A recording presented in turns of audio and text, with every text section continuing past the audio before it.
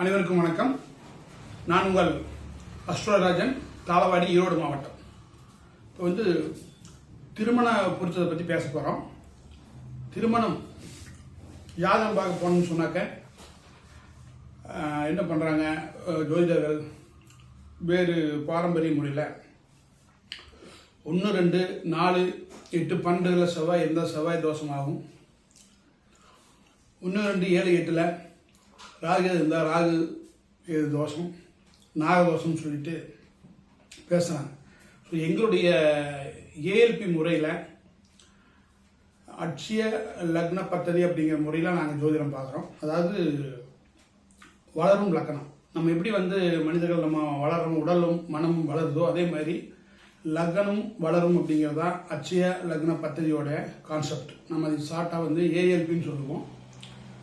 முதல்ல இந்த ஏஎல்பி முறையை கண்டுபிடித்து உலகுக்கு அறிமுகம் செய்த எங்களுடைய வாக்கு சித்தர் ஆசான் புதுரை மூர்த்தி ஐயா அவர்களை மற்றும் வணங்கி துவங்குவோமாக.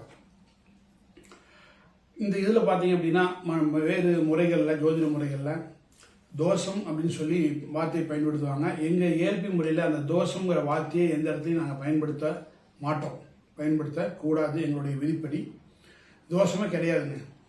இது செவ்வாய் அங்கே இருந்தால் தோசை, இங்கே இருந்தால் தோசை, ராகு இப்படி இருந்தால் தோசை அப்படிங்கிறதெல்லாம் அப்படி ஒன்றும் கிடையாது. இந்த முறையை பார்த்தீங்கன்னா இந்த ராகு கேது தோஷம், செவ்வாய் தோஷம் எல்லாமே பார்த்தீங்க அப்படின்னா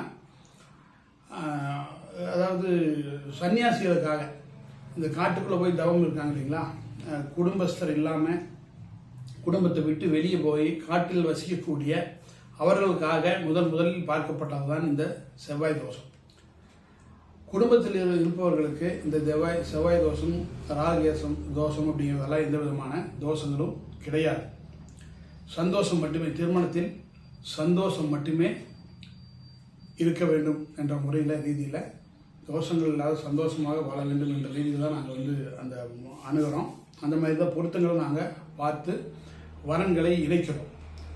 அதனால் நீங்கள் வேறு ஒன்றும் பயந்துட்டு செவ்வாய் தோஷம் இப்போ பார்த்தீங்க அப்படின்னா ஒன்றும் சாதாரணமாக ஒரு பையன் பொண்ணு வீட்டில் இருக்கிறவங்க மாப்பிள்ளை பார்க்க ஆரம்பிச்சுட்டா அவங்களே தோஷத்தை பற்றி பேச ஆரம்பிச்சிடுறாங்க.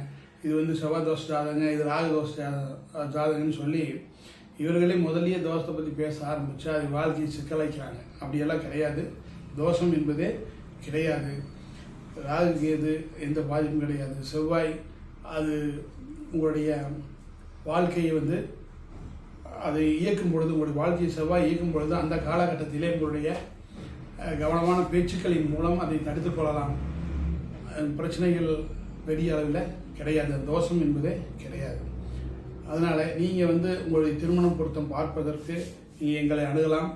என்னை மட்டுமல்ல, என்னை போன்ற ஏஎல்பி ஜோதிடம் படித்து முடித்த ஜோதிடர்கள் நீங்கள் யாராக இருந்தாலும் உங்கள் ஊர்களில் உங்கள் பக்கத்தில் ஏஎல்பி ஜோதிடர் யாருன்னு விசாரிங்க, போர்டு போட்டிருப்பாங்க, அல்லது விசாரிங்க. ஏஎல்பி ஜோதிடர்களை அந்த அட்சய லக்ன பத்ததி முறையில் ஜோதிடம் பார்க்கக்கூடிய ஏஎல்பி ஜோதிடர்களை நீங்கள் கண்டுபிடித்து அவர்களிடத்திலே நீங்கள் பொருத்தங்களை பார்த்து வரன்களை அமைத்து கொண்டு தோஷமில்லாத சந்தோஷமான வாழ்க்கையை அமைத்து கொள்ளலாம். அதற்கு இந்த ஏஎல்பி முறையானது மிகவும் உங்களுக்கு உறுதியாக இருக்கும். இந்த ஏஎல்பி ஜோதிட முறையிலே நீங்கள் பார்த்து உங்கள் வரனை தேர்வு செய்து கொள்ளுங்கள். நன்றி, வணக்கம். மீண்டும் அடுத்த பதிவிலே சந்திப்போம்.